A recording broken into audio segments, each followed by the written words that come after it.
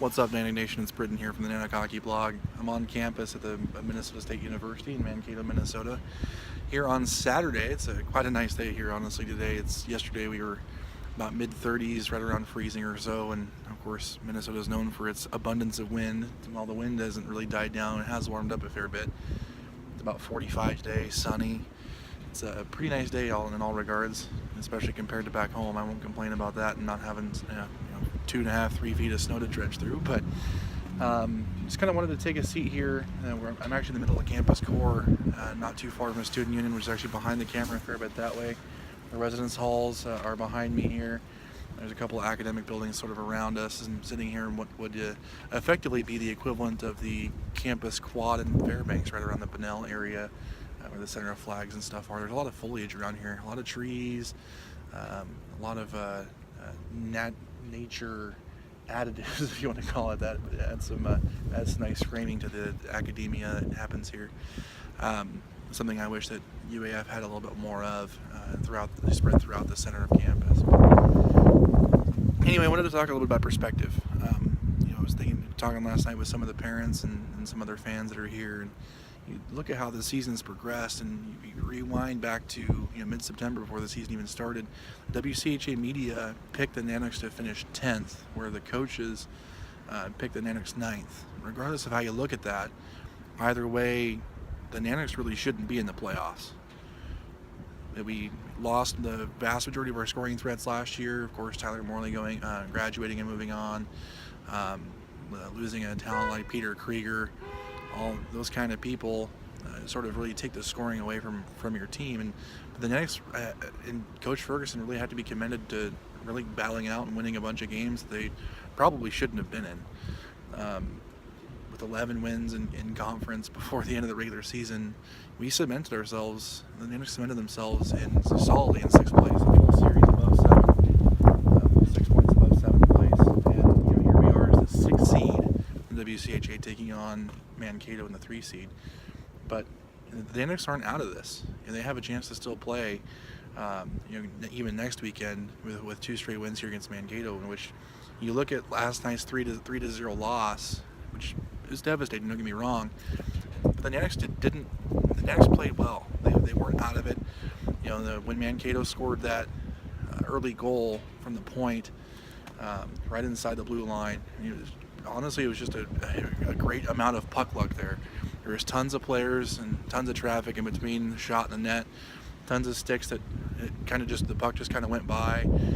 Davis Jones had honestly no chance at seeing that shot before it was taken. You can even see in the video that he just didn't even have a chance to react to it. The puck was by him before he even realized the puck was coming his way. It's a little bit unfortunate that way that it happens so early, but that's how a team like Mankato gets up on you. They take shots, they are able to get some good looks, and their building favors them a fair bit too, because there's quite a number of people with that pet band back there too that can certainly get things going. But it is spring break here at Minnesota State too, so there's not a whole lot of students around. Even walking around campus today, there's not a whole lot of activity. The walkways are kind of dormant, the parking lots are empty. Not a whole lot of activity going on around here, but it's a great series. I love the playoff hockey's a great atmosphere. It is a brand new season. The Nanooks are 0-1 in that season right now, but there's certainly 2 other games that they can play, both tonight and tomorrow, to keep rolling here. But you look at the previous 2 Friday games the Nanooks have played against the Mavericks. Last night was probably the better of the 3. The first one back in Fairbanks was a 7-1 loss. I think that we all remember from the Patty Center to open WCHA play at home. Then not too far later, the first weekend of December, the Nanooks visited Mankato here for the regular season matchup. The Friday loss was 7-3. So 14 goals allowed between the 2 previous Friday games, whereas last night the Nanooks allowing 3, which is a bit more consistent in line with where the Nanooks have been since the 2017 calendar year has changed. And like I said, they're not out of it. They have a chance to still come back and get this done. And the Nanooks have won both of the previous 2 Saturday games. They always seem to come back and put on a better effort on Saturday. And Coach Ferguson last night in our interview after the game was over put it pretty clearly that he thought that the Nanooks have a better game in them for tonight. and hopefully we get a chance to see that and we have a chance to keep playing. A lot of stuff still going around back in Fairbanks. There's of course the budget situation is starting to come back around with the legislature in session. I've been getting some text messages and some emails and Facebook messages and stuff about people sort of asking about how things are going. There's some intent language coming on the UA budget discussion from the House Finance Committee. Honestly, it's mostly directed towards UAA from what I gather so far, but we're that once that situation gets brought up, there's lots of questions that keep coming our way about, is hockey safe? Are we still going to have Nanook athletics next year? And for now, the answer is still yes. I don't think there's a whole lot of reasons to be worried right now. There's a lot of things that are more important that the university has to account for.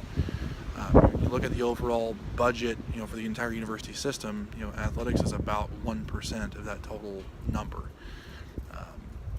UAA spends, honestly, a fair bit more than UAF does in that regard. So, I think for once in this same discussion, we may have some things to be positive about here on the inside of Nanook athletics. So that's certainly a positive. I'm going to let you guys go for now, but there's going to be some fair bit of activity tonight on Twitter and YouTube here as we get set for Game 2 of the WCHA playoffs first round here between the 6-seeded Nanooks and the 3-seeded Minnesota State Mavericks. So it should be a great game tonight. Hoping for a great Nanook effort. Their season's on the line. It's do or die at this point from this point forward. So want to extend their season, got to keep going. So hope you guys follow along, Nanook Nation. Thanks for being here. Go Nooks.